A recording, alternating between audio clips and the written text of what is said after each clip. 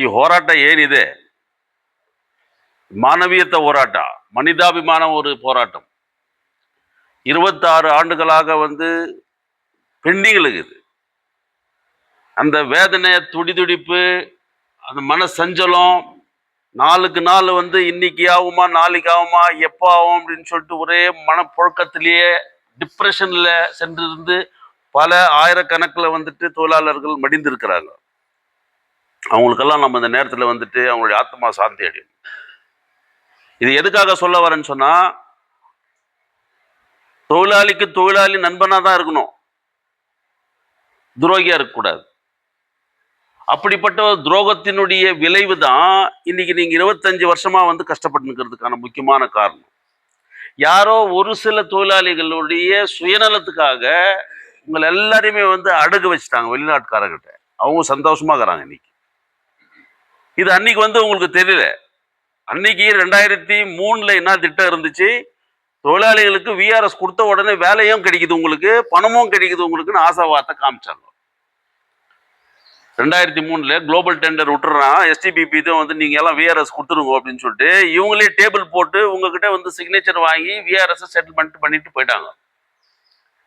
So அன்னைக்கு உங்களுக்கு தெரியாது நம்மள நம்ம பலி பசுவா பண்ணிருக்கிறாங்க அப்படின்னு சொல்லிட்டு தெரியல. அன்னைக்கு ஏதோ நம்மளுக்கும் மறுபடியும் வேலை கிடைக்குது, மூடப்பட்ட கம்பெனில செட்டில்மெண்ட்டும் கிடைக்குது, வேலையும் கிடைக்குதுன்ட்டு லட்டு தின்ன ஆசையான்றாங்களே, அந்த மாதிரி ஒரு நிலையான ஒரு மனசுல இல்லை. அந்த நேரத்துல தவறான ஒரு பாதையில அந்த சிற்றின்பத்துக்காக ஆசைப்பட்டு அன்னைக்கு நம்ம சைன் போட்டு கொடுத்துட்டோம்.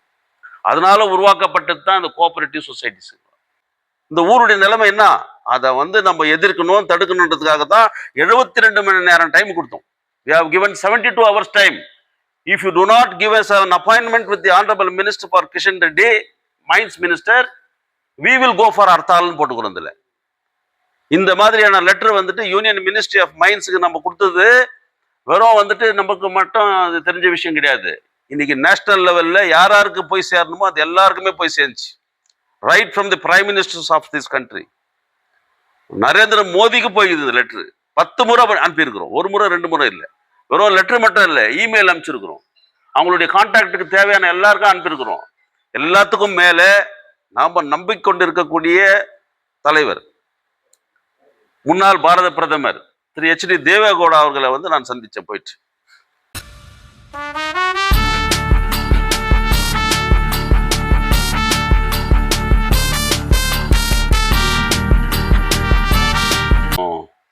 ನಮ್ಮ ಮಾಧ್ಯಮ ಮಿತ್ರರು ಎಲ್ಲರನ್ನೂ ಬಂದು ಆಹ್ವಾನ ಮಾಡ್ತಾ ಇದ್ದೀನಿ. ಹಾಗೂ ನಮ್ಮ BGML ಮಾಜಿ ನೌಕರರ ಸಂಘದ ಪದಾಧಿಕಾರಿಗಳಾದಂಥ ಶ್ರೀ ವಿಜಯರಾಜನ್ ರವರು, ಕಾರ್ಯಾಧ್ಯಕ್ಷರಾದಂಥ ಜೋಸಫ್ ಅವರು, ಇನ್ನೊಬ್ಬ ಜಂಟಿ ಕಾರ್ಯದರ್ಶಿ ನಮ್ಮ ಜಯಶೀಲನ್ ರವರು, ಇನ್ನೊಬ್ಬರು ಜಂಟಿ ಕಾರ್ಯದರ್ಶಿ ಪಟ್ಟಾಭಿರಾಮನ್ ಅವರು, ಮಗಿಮೈದಾಸ್ ಅವರು ಮತ್ತು ರಾಜಾರವರು, ಹಾಗೂ ಇಲ್ಲಿ ಸೇರಿರ್ತಕ್ಕಂಥ ಅನೇಕ ಮಾಜಿ ನೌಕರರು, ಅದಲ್ಲದೆ ನಮ್ಮ ಜಾತ್ಯತೀತ ಜನತಾದಳದ ಪಕ್ಷದ ಮುಖಂಡರುಗಳಾದಂಥ ನಮ್ಮ ಮಾಜಿ ನಗರಸಭಾ ಅಧ್ಯಕ್ಷರು ದಯಾನಂದರವರು, ಪಕ್ಷದ ಮುಖಂಡರುಗಳಾದಂಥ D ಸುಡರವರು, ಭಾಸ್ಕರನ್ರವರು, ಗಜೇಂದ್ರನವರು, ರಾಜಶೇಖರನ್ರವರು ಮತ್ತು ಇತರರೆಲ್ಲ ಬಂದಿದ್ದಾರೆ. ಎಲ್ರಿಗೂ ಈ ಶುಭ ವೇಳೆಯಲ್ಲಿ ಎಲ್ರಿಗೂ ನಮಸ್ಕರಿಸ್ತಾ, ಈಗ ತಾನೇ ನಿಮಗೆಲ್ಲ ನಡೆದಿರ್ತಕ್ಕಂಥ ವಿಷಯಗಳ ಬಗ್ಗೆ ನಮ್ಮ ಮಾಜಿ ನೌಕರರ ಸಂಘದ ಪದಾಧಿಕಾರಿಗಳು ಬ್ರೀಫ್ ಆಗಿ ಹೇಳಿದ್ದಾರೆ. ಭಾಳ ತುಂಬ ಕಷ್ಟಪಟ್ಟಿದ್ದಾರೆ ಮಾಜಿ ನೌಕರರು ಸಂಘ, ಅವರ ಪದಾಧಿಕಾರಿಗಳು, ಕಾರ್ಯಕರ್ತರು ಎಲ್ಲ ಸೇರಿ ಹಗಲು ರಾತ್ರಿ. அப்படியே கோஆபரேட்டிவ் சொசைட்டியும் உருவாக்குனாங்களா? அதையாவது ஒரு சொசைட்டியா பண்ணாங்களா? ஹைகோர்ட் சொன்னது ஒரு கோஆபரேட்டிவ் சொசைட்டி மூலியமா நீங்க வாங்கோ, you will have the first right of refusal அப்படின்னு சொன்னாங்க. பட் இங்க என்னாச்சு, 5 கோஆபரேட்டிவ் சொசைட்டிஸ். எங்கேயாவது இருக்குமா அந்த மாதிரி? ஒரு தொழிலாளி சங்கம், BGML சங்கம் அல்லது BML சங்கம்னு சொன்னா ஒரு சங்கம் தான் இருக்க முடியும், ஒரு சொசைட்டி தான் இருக்க முடியும். கூட்டுறவு சொசைட்டின்னு என்ன, எல்லா தொழிலாளியும் சேர்த்து வச்சு ஒரு சங்கத்தை அமைக்கிறது. ஆனா இங்க அப்படி நடக்கல. 5 சொசைட்டிலயும் வந்துட்டு ராமசாமி பேர் வந்து 5 சொசைட்டிலங்குது, கோவிந்தசாமி பேர் வந்துட்டு 5 சொசைட்டிலங்குது. ஸோ எதுக்கு இதை சுட்டி காட்டுறேன்னு சொன்னா, நடந்து போன விஷயத்த வந்து எதுக்காக வந்து மறுபடியும் நான் சொல்லி காட்டுறேன்னு சொன்னா, தடங்கள் ஏன் ஏற்பட்டுச்சு, எங்க தவறு நடந்துச்சு, நம்ம இன்னைக்கு சிந்தித்து பார்க்கணும். அதை நம்ம சிந்திக்கலன்னு சொன்னா நம்ம முன்ன நம்ம என்ன செய்யணும்ன்றது நம்ம யோசிக்க முடியாது. இப்போ சிச்சுவேஷன் எல்லாமே மாறி போச்சு. குளோபல் டெண்டர் என்ற ஒரு பேச்சுக்கே வந்து இப்ப இடம் கிடையாது. There is no question of global tender. There is no question of revival of the BGML. It is clearly decided by the union subcommittee from the Department of Mines. எப்போ வந்து மைன்ஸுக்கு கீழே இருக்கக்கூடிய வந்து சப்கமிட்டி டிசிஷன் எடுத்துட்டு ஆனுவல் ரிப்போர்ட்லயே போட்டான், தங்கச்சுரங்கத்தை மீண்டும் நடத்துறதுக்கு economically viable இல்லை அப்படின்னு சொல்லிட்டு. ஆகையினால வந்து மொத்த சொத்துக்களையும் வந்துட்டு விற்கிறதுக்கு வந்து தீர்மானம் வந்துட்டு நிறைவேற்றப்பட்டிருக்கிறது. என்ன மொத்த சொத்துக்கள்லாம் என்ன? சைனாட் டம்ஸ் நம்பர் 1 சைனாட் டம்ஸ் இருக்குதே, அது மொத்தத்தையும் வந்து விற்கணும். Workshops Nundydroog shaft, Gifford shaft, Champion shaft, சிகிரி குண்டா, அதெல்லாமே எல்லா ஷாப்ட்டுங்களையும் வந்துட்டு வித்துடணும்ட்டு. அதே போல் ஒர்க் ஷாப்ஸும் வந்து இருக்கக்கூடிய அந்த மெட்டீரியல்ஸையும் வந்து வித்துடணும் அப்படின்னு.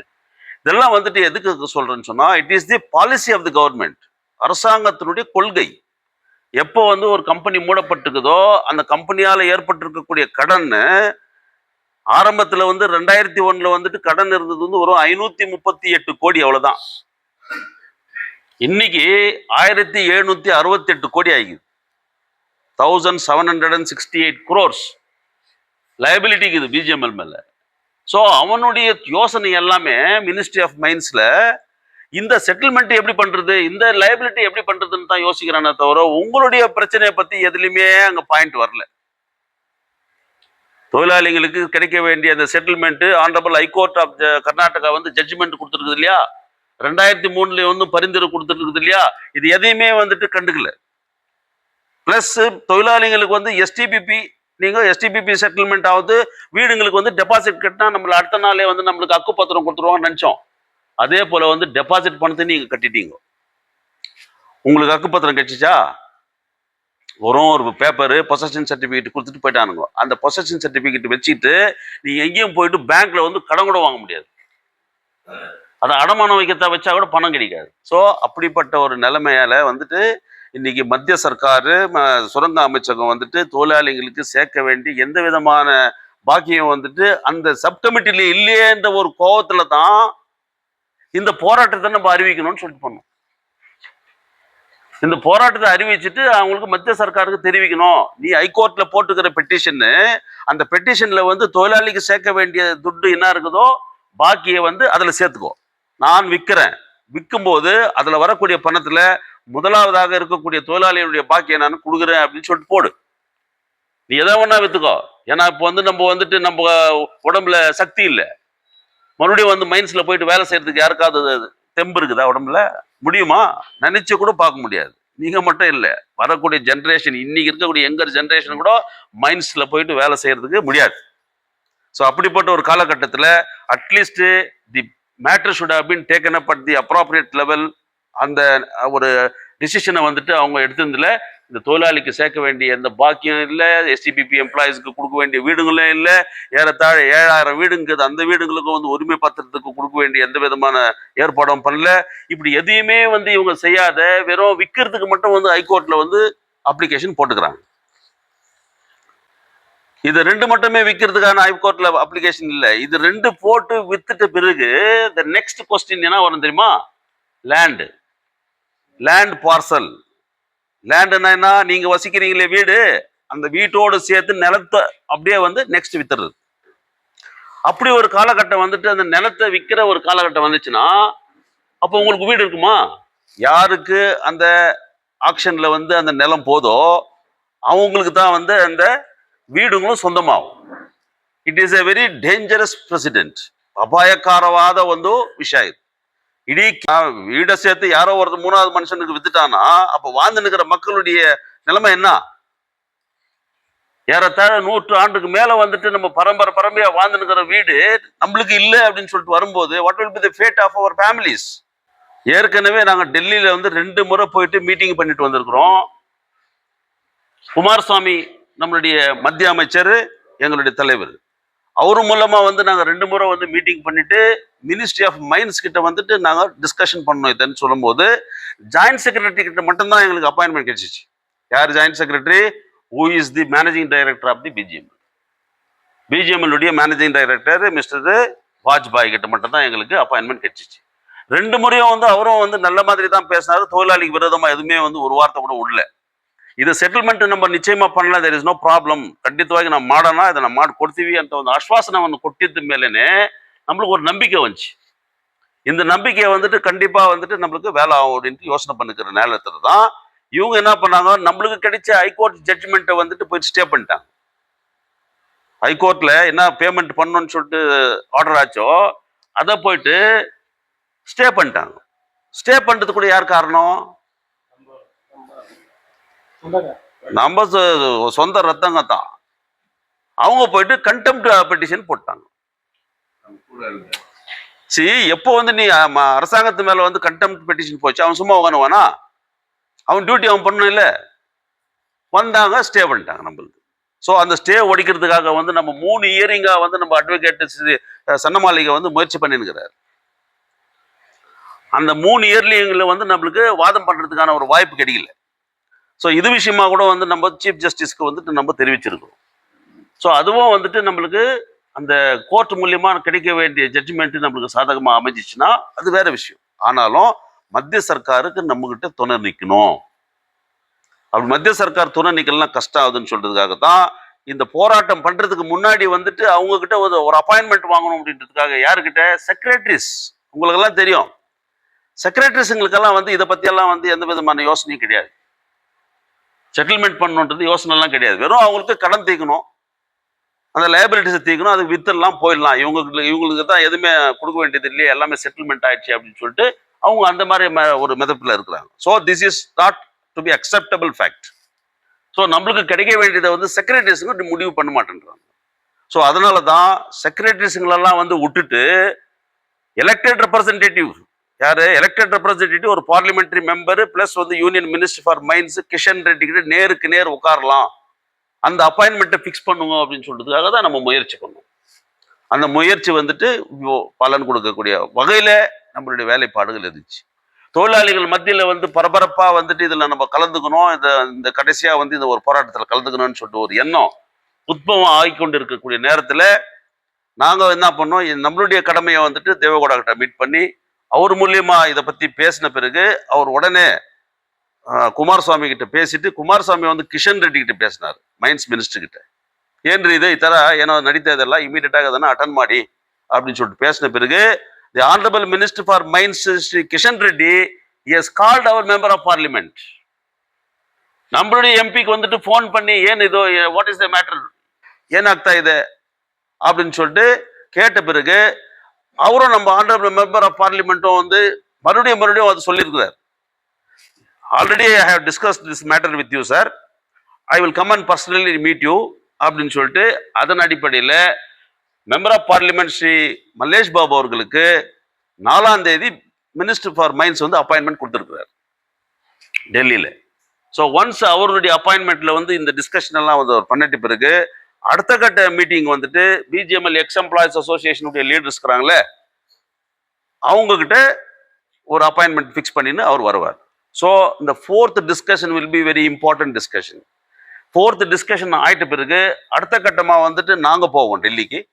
போயிட்டு வந்துட்டு மினிஸ்டர் ஃபார் மைன்ஸ் கிட்ட வந்துட்டு இதை பேசிட்டு வெற்றிகரமான ஒரு செய்தியோட வந்துட்டு உங்களை நாங்கள் சந்திக்கணுன்ற ஒரு எண்ணத்தில் இருக்கும்.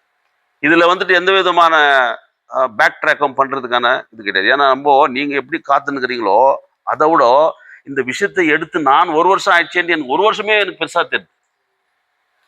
1 ವರ್ಷಮೇ 1 ವರ್ಷ ನನಗೆ ದೊಡ್ಡದಾಗಿ ಕಾಣಿಸ್ತಾ ಇದೆ.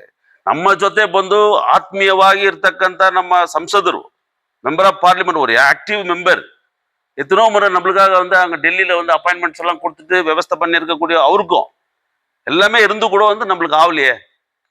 நம்ம வந்து ரவுண்ட் டேபிள் கான்ஃபரன்ஸ் மாதிரி வந்துட்டு ஒரு union minister for industries, major industries Kumaraswamy அவர் ஒரு மீட்டிங் பண்ணி அந்த மாதிரியான ஒரு நிலைமையெல்லாம் வந்து ஏற்படுத்தி கூட இன்னைக்கும் ஆவலியே என்ற ஒரு ஆதங்கம். ஸோ எங்களுக்கு வந்துட்டு இப்போ நிச்சயமா வந்து இந்த ஒரு 2 பிரச்சனை. ஒன்று பிஜிஎம்எல் எம்ப்ளாயிஸோட செட்டில்மெண்ட், இன்னும் வந்து பிஜிஎம்எல் எம்ப்ளாயிஸ்க்கு கொடுக்க வேண்டிய எஸ்டிபிபியினுடைய பொசஷன் சர்டிஃபிகேட்ஸ் மட்டும் இல்லாமல் முனிசிபாலிட்டியில் இஷ்யூ பண்ணக்கூடிய காட்டா ப்ளஸ் வந்து 7,000 ஃபேமிலிஸ் இருக்குது. இன்னைக்கு பிஜிஎம்எல் பகுதியில் 7,000 வீடுகள் இருக்குது. அந்த வீடுகளுக்கு தேவையான வந்து அக்குப்பத்திரமும் சேர்த்து இந்த பிரச்சனைகளுக்கு வந்து ஒரு முடிவு கட்டிட்டு வந்துடணும்னு சொல்லிட்டு ஒரு தீர்மான ஒரு முடிவில் இருக்கிறோம். அதுக்கு வந்து ஒரு நல்ல ஒரு டர்னிங் பாயிண்டா இந்த 4ஆம் தேதி மீட்டிங் நம்ம மெம்பர் ஆஃப் பார்லிமெண்ட்டுக்கு வந்து அமைஞ்சிருக்குது. அவருக்கும் நம்ம வந்துட்டு கூட நாங்கள் இருக்கிறோம்னு சொல்லிட்டு வந்துக்கிறோம். இந்த ப்ரெஸ் மீட்டையும் வந்து நீங்கள் அரேஞ்ச் பண்ணிட்டு சொல்லிட்டு எங்ககிட்ட வாங்குவோம், நம்ம ஃபர்தர் என்ன பண்ணணும்னு சொல்லிட்டு நான் சொல்றேன்னு சொல்லிட்டு சொல்லியிருக்காரு. ஸோ ஆகவே இதெல்லாம் வந்து என்ன தெரியல, நம்ம member of parliament honourable Shri Mallesh Babu is very very keen enough to see that these issues are resolved at the earliest. So இது மட்டும் இல்லை, உங்களுக்கும் தெரியும் எப்படி எல்லாம் வந்துட்டு நம்ம எம்பி வந்து வேலை செஞ்சுன்னுக்கிறாருன்னு சொல்லிட்டு. இன்னைக்கு கேஜிஎஃப்ல இருக்கக்கூடிய பிளே கிரவுண்ட்ஸ் 5 முக்கியமான பிளே கிரவுண்ட்ஸ் எல்லா கிரவுண்ட்ஸும் வந்துட்டு ரெனோவேஷன் பண்றதுக்கான ஏற்பாடும் வந்து பண்ணியிருக்கிறார். ஃபர்ஸ்ட் ஸ்டெப்பா வந்து ஜிம்கானா கிரவுண்ட் ஸ்டார்ட் ஆயிடுச்சு ஒர்க்கு. ப்ளஸ் செகண்ட் ஸ்டெப்பா வந்து பாம்பே கேம்ப் வந்துட்டு கிரிக்கெட் கிரவுண்ட், அதுக்கு ஃபென்சிங் போடுறதுக்கு ஏற்பாடு 10 லட்சம் ரூபாய் நம்ம பெமல் சிஎஃப்எஸ் ஃபண்ட்லேருந்து அதுக்கும் சேங்ஷன் ஆகிட்டுருக்குது. ஸோ ஒரு இதுக்கும் வந்து ஒரு 10 லட்சம்னு சொல்லிட்டு போட்டு எல்லா கிரவுண்ட்ஸும் வந்து டெவலப் பண்ணோம். நம்ம இளைஞர்களுங்க வந்து ஸ்டூடெண்ட்ஸு ஸ்போர்ட்ஸ் ஆக்டிவிட்டீஸ் இருக்கவங்களுக்கெல்லாம் வந்து ஒரு என்கரேஜ் பண்ணக்கூடிய வகையில் இந்த வேலையை கூட நம்ம பண்ணுறோம். ஏன்னா இது பாழடைஞ்ச ஊருன்றதை வந்துட்டு காட்டக்கூடாதுன்றதுக்காகவே இன்னைக்கு எம்பி வந்து சிறப்பான வேலைகளை செஞ்சுருக்கிறாரு. டூரிசம் டிபார்ட்மெண்ட் மூலியமா வந்துட்டு இந்த பிஜிஎம்எல் ஷாஃப்ட்டுங்களெல்லாம் வந்துட்டு, ஏன்னா வந்துட்டு கவர்மெண்ட் ஆஃப் இந்தியாவில் வந்து ஒரு முக்கியமான பாலிசி இருக்குது. The old historical monuments must not be devastated or destroyed, that should be preserved. Tourism சென்டரை உருவாக்கணும். பழங்காலத்தில் இருக்கக்கூடிய ஹிஸ்டாரிக்கல் பிம்பங்கள் எது இருக்குது நம்ம ஊர்ல, அது எல்லாத்தையும் வந்து பாதுகாக்கக்கூடிய வகையில வந்துட்டு அதை நம்ம பராமரிக்கணும் அப்படின்னு சொல்லிட்டு, அதையும் வந்துட்டு நம்ம டூரிசம் டிபார்ட்மெண்ட் மூலியமா அதை கேஜிஎஃப் வந்து அடாப்ட் பண்ணிக்கணும்னு சொல்லிட்டு அந்த சப்ஜெக்ட் கூட வந்து நம்ம லாஸ்ட் டைம் போனப்போ டூரிசம் செக்ரட்டரி, ஜாயின்ட் செக்ரட்டரி கிட்ட டிஸ்கஷன் பண்ணிட்டு வந்திருக்கிறோம். அவரும் வந்துட்டு இல்ல நமக்கு வந்து பிரைம் மினிஸ்டரே வந்து கேஜிஎஃப் நம்ம வந்து இத்தர ஜோஹனஸ்பர்க்ல எப்படி டூரிசம் சென்டருக்கு மூடப்பட்ட சுரங்கத்தினுடைய இது வந்து அங்கே பண்ணியிருக்காங்களோ அதே போல் கேஜிஎஃப்ஐயும் பண்ணுங்கன்னு சொல்லிட்டு அதுக்கும் ஏற்பாடுகள் நடந்துருக்குது. அதுக்கு வந்து சுமார் thousands of crores investment government of India பண்ண போகுது. ஸோ ஆகையினால இந்த வாரியான விஷயங்கள்லாம் வந்துட்டு நம்ம துரிதமாக பண்ணியிருக்கிறோம். நாளைக்கு இருந்த அந்த போராட்டம் வந்து நம்ம கௌரவமாக வந்து நம்ம வாபஸ் வாங்குறோம் அப்படின்னு சொல்லிட்டு எல்லா ஏற்பாடும் பண்ணியிருக்காரு. Mister Vijayaraghavan, mister Joseph, mister Pattabiraman, Mahi மற்றும் மிஸ்டர் ஜெய்சீலன், விசி கணேசன் இப்போ அர்ஜென்ட்டா போறேன்னு சொல்லிட்டு போயிட்டாரு. அப்புறம் நம்ம ராஜா, இவங்க எல்லாருமே வந்து ரொம்ப தீவிரமா டே அண்ட் நைட் வந்துட்டு அவங்க தரப்புல அவங்களால முடிஞ்ச அளவுக்கு வந்துட்டு தொழிலாளிகளை நீங்க கான்டாக்ட் பண்ணுங்கன்னு சொல்லிட்டு நம்ம சொன்னதுக்கு அடிப்படையில் அவங்களும் வந்து தீவிரமா வந்து வேலை செஞ்சுன்னு இருக்கிறாங்க.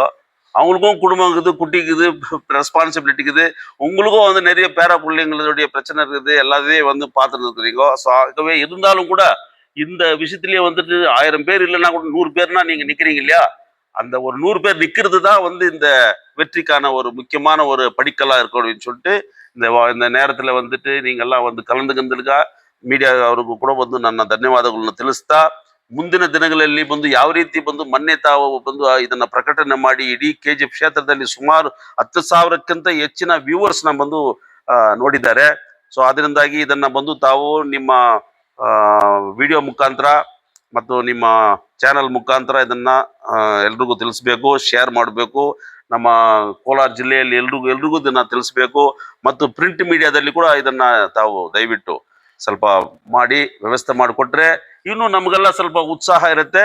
ಕೇಂದ್ರ ಸರ್ಕಾರಕ್ಕೆ ಅದೆಲ್ಲ ಬಂದು ಹಾರ್ಡ್ ಕಾಪಿ ನಾವು ಕಳಿಸ್ಲಿಕ್ಕೆ ಬಂದು ಉಪಯೋಗ ಆಗುತ್ತೆ ಅಂತ ಹೇಳಿ ಮಾತನ್ನ ಮುಕ್ತಾಯ ಮಾಡ್ತಾ ಇದ್ದೀನಿ. ಧನ್ಯವಾದಗಳು. ಜೈ ಹಿಂದ್, ಜೈ ಕರ್ನಾಟಕ.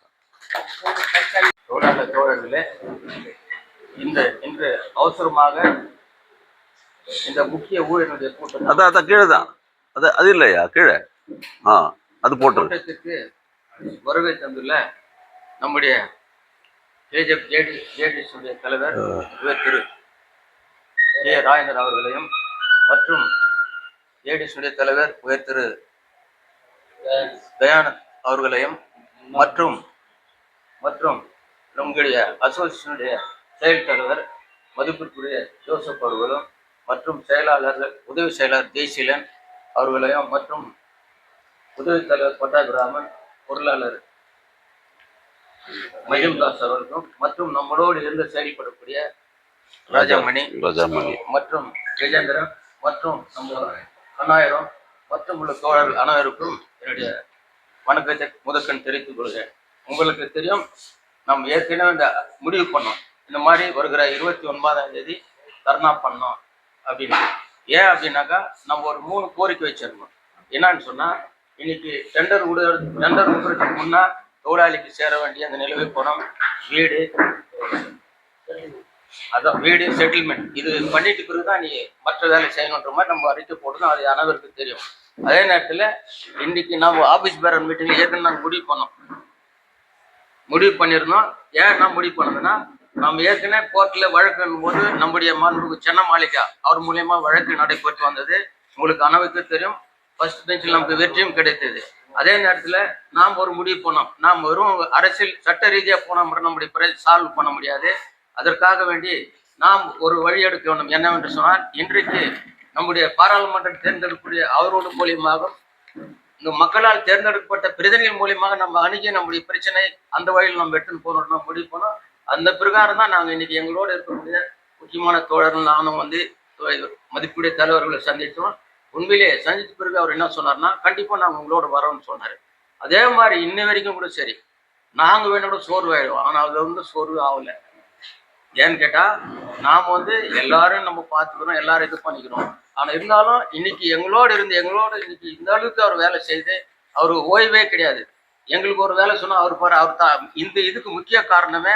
இன்னைக்கு இந்த தர்ணா பண்ண வேண்டியது இன்னைக்கு ஒரு நல்ல முடிவுக்கு வந்திருக்குது. அது காரணமே இவர் தான் அப்படின்றது மற்றும் கூறிக்கொண்டு, மேற்கொண்டு நாம் எடுக்க நடவடிக்கை தொழிலாளி மத்தியில் நல்ல ஆதரவு இருக்குது என்பதை கூறிக்கொண்டு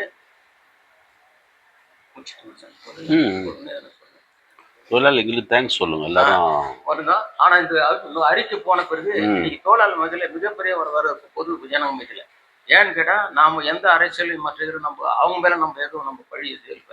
இதுக்கு முக்கிய காரணம் சொசைட்டி யூனியன் தான் நம்ம சொல்றோம். ஏன்னு கேட்டா, நம்ம எல்லாம் பார்த்தோம். ஏன்னா எனக்கு நான் நினைக்கிறேன், இதுக்கெல்லாம் காரணம் எம்எல்ஏ சரியில்லை, எம்பி சரியில்லை, நம்ம முதல்ல நாம் சரியில்லை. அதுதான் காரணம். இன்னைக்கு நம்மெல்லாம் ஒரு ஒரே அமைப்பை போயிருந்தா நம்மளுடைய ப்ராப்ளம் இப்போ சால்வ் ஆகிருக்கும். 4 பேர் 4 விதமா 4 இது பண்ணினால அந்த நேரத்தில் தோழாளிங்க 4 இது. ஆனால் இன்னைக்கு அந்த நிலைமை இல்லை. நம்ம மாற்று அரசியல் இருந்தாலும் கூட இன்னைக்கு நாம் இருக்கிறது 2 வழி, ஒன்று சட்ட ரீதியாக, ஒன்று அரசியல் ரீதியாக. இன்னைக்கு எல்லா தொழிலாளி ஜனங்கள்லாம் இன்னைக்கு நம்மளை தான் எதிர்த்து வராங்க. உண்மையாக சொல்கிறேன், 20 நாளைக்கு அந்த மாதிரி போராட்டம், அந்த மாதிரி தர்ணா இருந்தால் குறைஞ்சபட்சம் 2-3 ஆயிரம் ரூபாய் வர 2-3 ஆயிரம் தொழிலாளிங்க வர்றதுக்கு, குடும்பம் போடுறதுக்கு தயாராக இருந்தாங்க. அதனால வேண்டி ஏன் இது தள்ளி போட்டது என்பது பற்றி அவர் பேசும்போது அதனுடைய விளக்கமாக பேசுவார் என்று கூறிக்கொண்டு நமக்கு வாய்ப்பு அளித்ததுக்காக நன்றி கூறி முடிக்கின்றேன். நன்றி, வணக்கம். இப்போ செயல் தலைவர் பேசுவார். இந்த கூட்டத்திற்கு தலைமை தாங்கியிருக்கக்கூடிய எங்களுடைய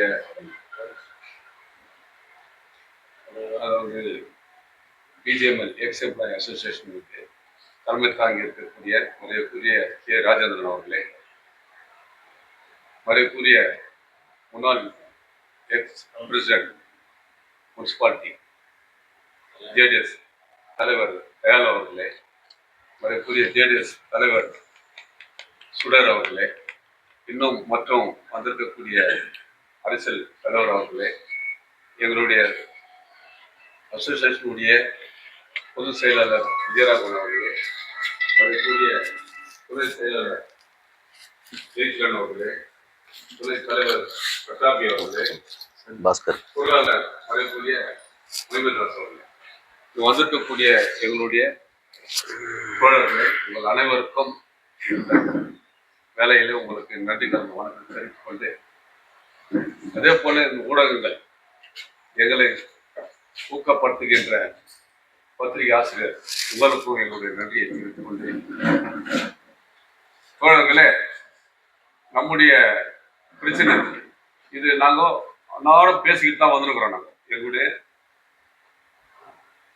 தொழிற்சங்கத்து மூலியமா என்ன அப்படின் போது எப்போதான் கிடைக்கும், எப்போதான் ஆகும், ஏன்னா உங்களுக்கு தெரியாது நம்ம படுத்துக்கிற பாடு என்ன. ஒரு தலைவரை வச்சுக்கிட்டு நாங்கள் என்னெல்லாம் ஓடி இருக்கிறோம், எங்கெல்லாம் என்னெல்லாம் பாடுபட்டோம்னு எங்களுக்கு தெரியும். அதனால அவங்களுடைய நண்பர்கள் வந்துருக்காங்க, எல்லாம் கேட்பாங்க என்ன ஆச்சு ஏதாச்சு, வேற வேற எல்லாம் கூட பேசுவாங்க. அதெல்லாம் எங்களுக்கு தேவை. எங்க கதையை கேட்கணும், நாங்கள் என்ன செஞ்சுருக்கிறோம் அதை மட்டும் சொல்லுவோம். சும்மா இருக்கிற கதையெல்லாம் எங்ககிட்ட வந்து கேட்கக்கூடாது. எங்களுக்கு எங்கள் லாயர் சென்னமாளிகா அவரு கேஸ் போட்டு ஜெயிச்சிருக்கிறோம். அடுத்தது மேனேஜ்மெண்ட் அப்பீல் போயிருக்காங்க, அதையும் நாங்கள் சந்திச்சிருக்கிறோம். அதே நேரத்தில் எங்கள் லாயர் சொன்ன மாதிரி நம்மளுக்கு பொலிட்டிக்கல் லீடரும் வேணும், அதுக்கு என்ன முயற்சி பண்ணணும் போது தான் நம்ம செயலாளர் சொல்ற மாதிரி நாங்கள் எல்லாம் சேர்ந்து தலைவர் கே ராஜேந்திரன் வந்து விஷ் பண்ணோம். அவரு ஒரு மனதாக ஏற்றுக்குன்னு அன்னைக்கும் நான் முதல்ல இருந்தே இதுக்காக நான் குரல் கொடுத்துருக்கிறேன். அதாவது முன்னாள் இருந்த தலைவருக்கும் ராஜகோபால், சௌரிதாஸ், PS மணி, மக்கள் தலைவர் பக்தவச்சலம் இவங்களோட இருந்து நானும் அதுக்கெல்லாம் குரல் கொடுத்துக்கிறேன். நானும் ஒரு யூனியன் வச்சு அதுக்காக பாடுபட்டுக்கிறேன். இதெல்லாம் அவர் எங்களுக்கு சொல்லிட்டு நானும் முன்மொழியை வச்சு எங்களோட வந்து இன்னைக்கு தோல் இருந்து எங்களுக்கு எல்லா வகையிலும் எங்களுக்கு சப்போர்ட் பண்ணு. எங்க என்னென்ன செய்யணுன்றதோ இன்னைக்கு நாங்கள் வந்து அதாவது ஒரு ஆர்கனைஸ் பண்ணிட்டு இன்னைக்கு இந்த தொழிற்சங்கத்தில் நடத்தணும் நாங்கள் வந்துட்டோம். ஆனால் இவ்வளவெல்லாம் எங்களுக்கு தெரியாது.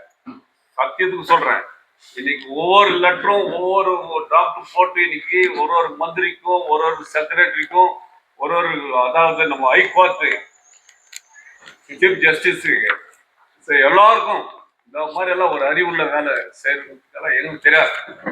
ஆனா எங்களுக்கு வந்து எல்லாத்தையும் சொல்லி இதெல்லாம் செய்ய போறட்டு எல்லாத்தையும் இன்னைக்கு கர்நாடக மாநிலத்தினுடைய JDS தலைவர் மரியாதைக்குரிய கே ராஜேந்திரன் இது வெளியே எங்களுக்கு எல்லா வேலையும் செஞ்சுட்டு வந்திருக்காரு. நாங்கள் யாரை பத்தி எல்லாம் பேசுறதுக்கெல்லாம் வரலைங்க. யாரெல்லாம் எங்களை கெடுக்கிறதுக்கு வராங்க, இதே செக்ரட்டரி கூட கூப்பிட்டு பேசிருக்காங்க. எங்களெல்லாம் கூப்பிட்டு நாங்கள் உங்களோட வந்து கலந்துக்கிறேன் அது கலந்துக்கிறேன் நல்லா கூட சொல்றாங்க. போங்க, இது தொழிலாளி பிரச்சனை. யாருன்னா வரலாம், யாருன்னா போகலாம். அது தொழிலாளிக்காக யார் பாடுபடுறாங்களோ எங்களோட இருந்து செய்யுங்க. எங்களை கூட வாழாண்டு தொழிலாளி வந்துட்டாக்கா அதுக்கு அப்புறம் பிரச்சனை அதெல்லாம். ஆனால் நாங்கள் எந்த தவறு செய்யல, யார்கிட்டையும் போய் 10 ரூபாய் கொடுன்னு நாங்கள் யார்கிட்டையும் கேட்கல. இந்த வெளியே எங்களுடைய சொந்த பணத்தில் தான் எங்கள் தலைவர் இன்னைக்கு செலவு பண்ணிக்கிறது. எத்தனை தலைக்கு எவ்வளோ பணம் செலவு பண்ணுகிறாரு இன்னைக்கு டெல்லி. அதெல்லாம் ஆல்ரெடி நாங்கள் பேசிட்டு இருக்கிறோம். டெல்லிக்கு அதெல்லாம் திரும்பி அதெல்லாம் சொல்றதுக்கு இல்லை. ஆகையினால இன்னைக்கு வந்து தர்ணாக்காக ஏன் இந்த தர்ணா நிறுத்தப்படுது அப்படின் போது அதுக்கு விளக்கம் கொடுக்கறதுக்கு தான் நம்முடைய JDS தலைவர் அவர்கள் கே ராஜேந்திரன் அவர்கள் இங்க வர வச்சு நம்ம முக்கியமான ஆளுநர் மட்டும் வர வச்சு நம்ம இதை வந்து எல்லார் மத்தியில நாங்கள் சொல்றோம். அதே நேரத்தில் இன்னைக்கு இவ்வளோ பேர் வந்து கோஆப்ரேட் பண்றது தொழிலாளி வெறும் வார்த்தையால் சொல்றது இவ்வளோ பேர் வந்துட்டாங்கனாக்கா மறைக்குரிய கில்பர்ட்ஸ் ஏரியாவில் ஸ்ரீதர் அவர் சொன்னாரு, இன்னைக்கு நாங்கள் ஒரு 400 பேர்கிட்ட எல்லாம் ஆர்கனைஸ் பண்ணிட்டோம். சாவு வச்சுக்கின்னு கூட மறைக்குரிய ஒரு தோழர் சந்திரன் சேர்த்துக்காரு, அந்த சாவு இருந்து கூட நாங்கள் எல்லாம் ஆர்கனைஸ் பண்ணி வச்சுக்கிறோம் நாளைக்கு எல்லாம் வரதுக்காக அப்படிலாம் சொன்னாரு. இப்படி தொழிலாளிகள்லாம் எங்களுக்கு பெரும் பக்கபலமா இருக்கிறாங்க. அதனால இன்னைக்கு வந்து எங்களுக்கு நடக்க போற ஒரு சக்சஸ்ஃபுல்லான வேலையை வந்து மேனேஜ்மெண்ட்டும் சரி, அங்கே மந்திரிங் மூலியமாவும் சரி, எல்லா இடத்துலையும் பேசி எங்களுக்கு ஒரு சுமமான முறையில் பேச்சுவார்த்தை நடத்துறதுக்கு எங்களுக்கு அழைப்பு கொடுத்ததுக்காக தலைவர் கே ராஜன் அவர்களை பேசும்படி கேட்டுக்கொள்கிறோம். நன்றி, வணக்கம்.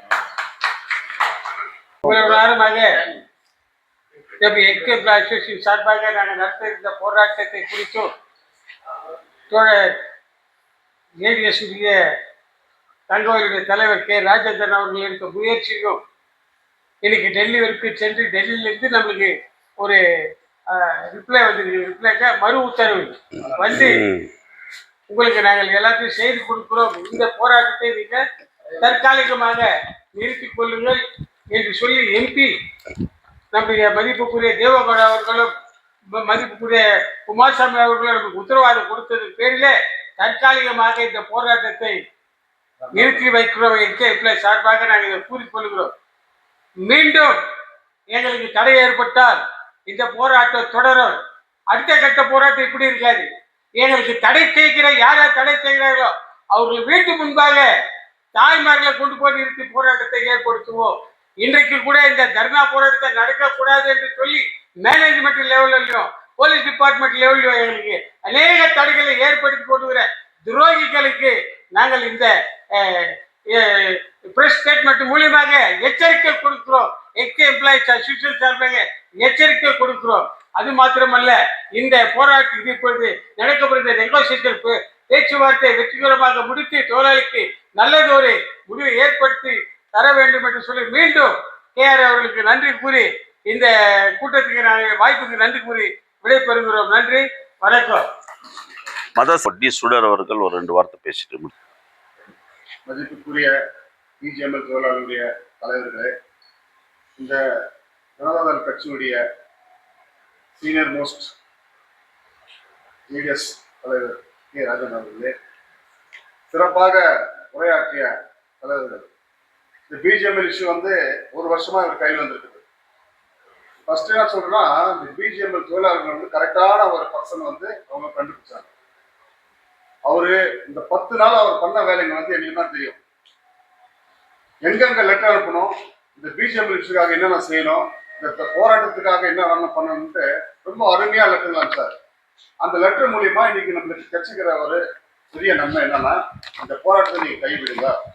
அன்னைக்கு முன்னாள் பிரதமர் தேவேகவுடா அப்பாஜி அவர்களை சந்திச்சப்போ அவரு யாருக்கும் இன்ட்ரு கொடுக்கறதில்ல, யாருக்கும் அவர் பேசுறதில்ல. 3 மாச காலம் யாரும் அவர் சேகரத்துல வீட்டுக்கிட்டே ஒரே ஒருத்தர் கே ராஜேந்திரன் அவர் பேரு அங்க சொன்ன பிறகு அவருக்கு மட்டும் தனியா நாங்களும் கூட போயிருந்தோம். அன்னைக்கு தனியா போனோம். தனியா போன பிறகு யாருமே இல்லை, அவருக்கு மட்டும் அந்த இன்டர்வியூ கொடுத்து அவர்கிட்ட அவர் பேசினாரு. அவ்வளவு அருமையா பேசினாரு. அவர் சொன்னாரு, எல்லாம் அரிசி வாடலுக்கு தான் டைம் கொடுப்பாங்க. 24 மணி நேரம் 12 மணி நேரம் அதுக்குள்ள செத்துருவாங்க. ஆனா ஒரே ஒரு தலைவருக்கு ராஜேந்திரன் 72 மணி நேரம் டைம் கொடுத்துருந்தாங்க. அதுக்கு ஒரு தைரியம் இருக்கணும். ஃபர்ஸ்ட் பார்லிமெண்ட்ல இருக்கிற மினிஸ்டர்களுக்கே டைம் கொடுத்தாரு. அதை படிச்சு பார்த்து சிரிக்கிறார். தேவரோட சிரிக்கிறார். அப்பாச்சி சிரிச்சுட்டு இம்மிடியட்டா அவருக்கு அவர் என்ன கொடுத்தாரோ அதை இம்மிடியட்டா அப்பவே பாஸ் பண்ணி அப்பவே அனுப்பினார். அது போல ஒரு ஆபீஸுங்கள்ல டிசி லெவல்ல இங்க பிஜிஎம்எல் லெவல்ல எல்லா லெட்டரும் ரொம்ப அருமையா அதை மூவ் பண்ணாரு. அதனுடைய வெற்றி தான் இன்னைக்கு இப்ப நினைக்கிறோம். கரோனா இன்னைக்கு நாளைக்கு நடந்திருந்தா என்டையர் கேஜிஎஃப்ல எவ்வளவு பேர் இருக்கிறாங்களோ அவ்வளவு பேர் ஆதரவு கொடுத்து பேசிட்டு இருந்தாங்க. இதெல்லாம் டாக்ஸ் நடந்தது, கேஜிஎஃப் நடந்து சொல்றேன் நான். இன்னைக்கு அது கண்டிப்பா வெற்றி ஆகும். கண்டிப்பா வெற்றி ஆகும். இன்னைக்கு ஒவ்வொரு முயற்சிகளும் ராஜன் எடுக்கிற முயற்சிகளும் ஒன்னொன்னும் பிஜிஎம்எல் தொழிலாளர்கள் கண்டிப்பா நன்மையாகும். இந்த நன்மை கூட நாங்களும் நம்ம பாஸ்காரு ராஜசேகர் நம்ம கட்சிக்காரர் கூட அவர் கூட நிறைய பேர் போறதில்லை. ஏன்னா அவர் தொடர்ந்து திடீர்னு இன்னைக்கு 10 மணிக்கு 12 மணிக்கு போனோம்னுவார், முடியாது. திடீர்னு தூங்கியாச்சு போனோம்னுவார். அதனால அவரு ரொம்ப ஸ்டைல் எடுத்து இந்த வேலையை பண்ணியிருக்காரு. சொன்னா உண்மையிலே பிஜிஎம்எல் தொழிலாளர்களுக்கு நான் எது சொல்றேன்னாக்கா, நீங்க கரெக்டான பர்சனை நீங்க நம்பினீங்க. அவரும் உங்களை கைவிடல. இந்த 1 வருஷ காலமா அவரு ரொம்ப அவர் பர்சனல் வேலை எல்லாம் விட்டுட்டு அந்த ஃபேக்டரி வேலை விட்டுட்டு உங்களுக்காகவே வாழ்ந்துங்கிறது தான் சொல்லணும். கண்டிப்பா அது சக்சஸ் ஆகும். ஏன்னு சொன்னா இது பார்லிமெண்ட் லெவல்ல இன்னைக்கு நடந்துருக்கிற விஷயம். எந்த மினிஸ்டர் கண்டுக்காதவங்க இன்னைக்கு போன் பண்ணிட்டு அதை ஸ்டாப் பண்ணுங்க, அது என்ன நம்ம பேசலாம் அப்படின்னு சொல்லிக்கிறாங்க. ஸோ அதனால இந்த நேரத்துல எல்லாம் எப்போ 60 எல்லாம் சீனியர் சிட்டிசன் தான். இன்னைக்கு அவங்க எல்லாம் கூட இந்த நேரத்துல மத்திய நேரத்துல இதுக்கு அவங்க கூட்ட நேரத்துக்கு கூட நீங்கெல்லாம் இருக்கிறீங்கன்னு சொன்னா கண்டிப்பா உங்களுக்கு என்னைக்கான ஒரு நாள் கண்டிப்பா நல்லதே ஆகும்னு சொல்லி வாழ்க்கை நன்றி கூறி விடைபெறுகிறேன். நன்றி, வணக்கம். ಈ ದಿನ PGML ಮಾಜಿ ಕಾರ್ಮಿಕರ ಸಂಘದ ವತಿಯಿಂದ ಇವತ್ತು ಇಲ್ಲಿ ಸಭೆ ಕರೆದು ಸಭೆಯಲ್ಲಿ ಇಂದಿನ ನಡವಳಿಕೆಗಳೇನು, ಹಿಂದೆ ಕೆ ರಾಜೇಂದ್ರನ್ ಅವರು ಕಾರ್ಮಿಕರ ಕರ್ನಾಟಕ ಸಂಘದ ಮುಖಂಡರು ಒಂದು ನೇತೃತ್ವದಲ್ಲಿ ಇವತ್ತಿನ ಸಭೆ ಕರೆದಿದ್ದರು. ನಾನು ಮೊದಲೇನು ಹೇಳ್ತೀನಿ ಅಂದರೆ, ನಾನು ಆದಷ್ಟು ನಿಮ್ಮ ಜೊತೆಯಲ್ಲಿ ಭಾಗಿಯಾಗಿರಲಿಲ್ಲ. ಆದ್ದರಿಂದ ಪೂರ್ಣ ಪ್ರಮಾಣದ ನನ್ನ ವಿಷಯ ಗೊತ್ತಿರಲಿಲ್ಲ. ಆದರೆ ನಮ್ಮ ನಾಯಕರಾದಂಥ ರಾಜೇಂದ್ರನ್ ಅವರು ಇದ್ರ ಬಗ್ಗೆ ಯಾವುದೇ ಒಂದು ಇದಿಲ್ಲದಂಗೆ ಮುನ್ನೋಡ್ಕೊಂಡೇ ಕೆಲಸ ಮಾಡ್ಕೊಂಡು ಬಂದಿದ್ದಾರೆ. ಅದರ ಪ್ರಕಾರ ಇವತ್ತು BGML ಎಕ್ಸ್ ಕಾರ್ಮಿಕರೆಲ್ಲ ಇಲ್ಲಿ ಸೇರಿದ್ದೀರಿ. ಇವತ್ತು ನಾವೆಲ್ಲ ನಿಮ್ಮ ಮುಂದೆ ತುಂಬ ಚಿಕ್ಕ ವಯಸ್ಸಿನವರು, ಆದ್ರೇನು ಸತತವಾಗಿ 25 ವರ್ಷಗಳು ಮುಗಿದು 26ನೇ ವರ್ಷದವರೆಗೂ ಸತತವಾಗಿ ಕಷ್ಟಪಟ್ಟು ನಿಮ್ಗೆ ಇನ್ನೂ ಯಾವುದು ಪ್ರತಿಫಲ ಸಿಗದಂಗೆ ಇವತ್ತು ನಡುಬೀದಿನಲ್ಲಿರೋ ಥರ ಒಂದು ವ್ಯವಸ್ಥೆ ಕೇಂದ್ರ ಸರ್ಕಾರದಿಂದ ನಡ್ಕೊಂಡು ಬಂದಿದೆ. ಇದಕ್ಕೆ ನೀವು ಎಷ್ಟೋ ಹೋರಾಟಗಳು ಮಾಡಿದ್ದೀರಿ, ಎಷ್ಟೋ ಸಾರಿ ಯಾರನ್ನು ಭೇಟಿ ಮಾಡಬೇಕೋ ಎಲ್ಲರನ್ನೂ ಭೇಟಿ ಮಾಡಿದ್ದೀರಿ, ಎಲ್ಲ ವಿಷಯದಲ್ಲೂ ನೀವು ಸತತವಾಗಿ ದುಡಿದಿದ್ದೀರಿ. ಆ ದುಡಿಮೆಗೆ ತಕ್ಕಂಥ ಫಲ ನಿಮಗೆ ಸಿಗಲಿಲ್ಲ. ಆದರೆ ಈ ದಿನಗಳಲ್ಲಿ ನಮ್ಮ ಕೆ ರಾಜೇಂದ್ರನವರು ಮುಖಂಡತ್ವ ವಹಿಸ್ಕೊಂಡು ನಮ್ಮ ಎಲ್ಲಿ ಹೋಗಿರಲಿಲ್ಲ. ಯಾಕೆ ಹೇಳ್ತೀನಿ ಅಂದರೆ, ಅವರೊಂದು ಒಳ್ಳೆ ಕೆಲಸ ಮಾಡೋವಾಗ ಅವರಿಗೆ ತಡೆ ಒಡ್ಬಾರ್ದು, ಅವ್ರ ಜೊತೆ ನಾವು ಕೂಡಿ ಕೆಲಸ ಮಾಡಬೇಕು ಅನ್ನೋ ಒಂದು ಮನೋಭಾವನೆಯಲ್ಲೇ ನಾವು ಬಂದ್ಕೊಂಡಿದ್ದರಿಂದ ಮುಂದಿನ ದಿನಗಳಲ್ಲಿ ನೀವೇನು ಇವತ್ತು ಮೊಮ್ಮಕ್ಕಳನ್ನೆಲ್ಲ ಎತ್ಬಿಟ್ಟು ಆಟ ಆಡ್ಸ್ಕೊಂಡು ಹೋಗೋ ವಯಸ್ಸಿನಲ್ಲಿ ಇವತ್ತು ಈ ರೀತಿ ಒಂದು ಕಷ್ಟಕರವಾದ ಪರಿಸ್ಥಿತಿನಲ್ಲಿ ಇವತ್ತು ಏನೂ ಇಲ್ದಂಗೆ, ಯಾಕೆಂದರೆ ಇವಾಗ ರಾಜ್ಯ ಸರ್ಕಾರದಲ್ಲಿ ಒಬ್ಬ ರಿಟೈರ್ಡ್ ಆಗ್ಬಿಟ್ಟ ಅಂದರೆ 40,000 30,000 ಕೈ ತುಂಬ ಸಂಬಳ ತಗೊಳ್ತಾನೆ.